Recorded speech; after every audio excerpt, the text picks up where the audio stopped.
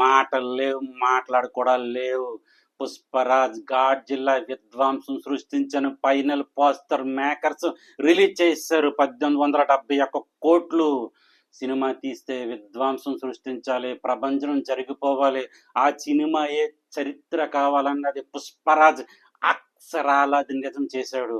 నా భూతో నా భవిష్యత్తు అన్నది ఒరిజినల్ గా మనకి కళ్ళ కట్టినట్టు నిరూపించి జీవించాడు పుష్పరాజ్. ఆయన స్వాగ్కి ఎవరైనా సరే దాసోహం అయిపోవాలి. చాలా రివ్యూలు చూశాను ఈ మధ్యకాలంలో ఖాళీగా ఉండి. పుష్పరాజ్ స్వాగ్ దాసోహం అయిపోతున్నారని చెప్తున్నారు. స్వాగ్ అంటే అలా ఉండాలి. ఏమన్నా విషయమా? బాహుబలి రికార్డు కొట్టిందంటే మాటలు అనుకుంటున్నారా? ఒక బాహుబలి ప్రపంచం సృష్టించిందంటే ఒప్పుకోవాలి, ఒప్పుకొని తీరాలి. అటువంటి కళాఖండం మనం ఇంతవరకు చూడలేదు. విజువల్ వండర్స్, అది నిజంగా చెప్పుకోదగ్గ సినిమా. అది అలాంటిది ఒక మాస్ కమర్షియల్ సినిమా కొట్టిందంటే మాటలు కాదు. పుష్పాల స్టోరీ కంటెంట్ ఎంత విలువైందో అల్లు అర్జున్ గారు ప్రాణం పోశారు. అటువంటి యాక్టింగ్ మరొకరు చేయగలరా అనే క్వశ్చన్ మార్క్ వదిలేశారు. నా ఛానల్ శ్రీనివాస్ మీడియా ఒకసారి చెక్ చేయండి. అందరూని 47 days కలెక్షన్ అని ఉంటుంది. 1865 కోట్లు వరల్డ్ వైడ్ కలెక్ట్ చేసిందని చెప్పాను. ఐటీ రైట్స్ పడిన తర్వాత మరొక రివ్యూ చేశాను. 1870 కోట్ల లేదంటే 1900 కోట్ల, ఏది నిజం? పుష్పరాజ్ మీరు పోస్టర్ రిలీజ్ చేయండి అని చేశాను. ఎందుకంటే 1870 కోట్లు ఆల్రెడీ నేను కలెక్ట్ చేసి పెట్టుకున్నాను. మేకర్స్ 1871 కోట్లు పోస్టర్ రిలీజ్ చేసేటప్పటికి చాలా ఆనందం ఉంది, చాలా సంతోషంగా ఉంది.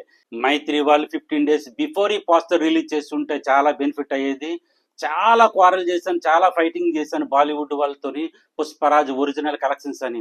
అంతేకాదు మన టాలీవుడ్ వాళ్ళతో కూడా నేను చాలా వరకు క్వారల్ చేశాను.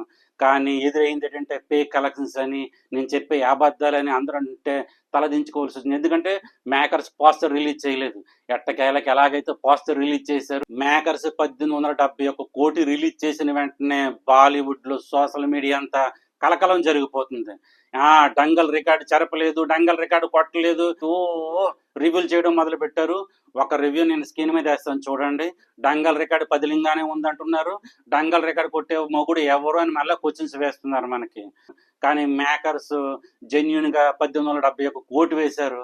డంగల్ రికార్డు కొట్టాలంటే ఇంకా 50 కోట్లు అవసరం. అంటే 1928 కోట్లు కొట్టినట్టయితే డంగల్ రికార్డు వితౌట్ చైనాతో చిరిగిపోయి ఉండేది. నోటి పదంగా అందరూ 2000 కోట్లు 2000 కోట్లు 2000 కోట్లు అంటుంటారు. అది నోటి పదం ఊత పదం అయిపోయింది. కానీ జెన్యున్ కలెక్షన్స్ డంగల్ ఎంత అనేది చాలా వరకు రివ్యూలు చెప్పే వాళ్ళకి కూడా ఎవరికి తెలియదు. ఇంకా చైనాలో జపాన్ లో రిలీజ్ అయితే నా భూతో నా భవిష్యత్తు అవసరం లేదు. 100 కోట్లు వచ్చిన మామూలు విధ్వంసం కాదు. గాడ్జిల్లా విశ్వరూపం ఇది, ఇండియన్ రికార్డ్ ఇది, ఒక ఇండియన్ చరిత్ర ఇది, సాధారణ విషయం కాదు.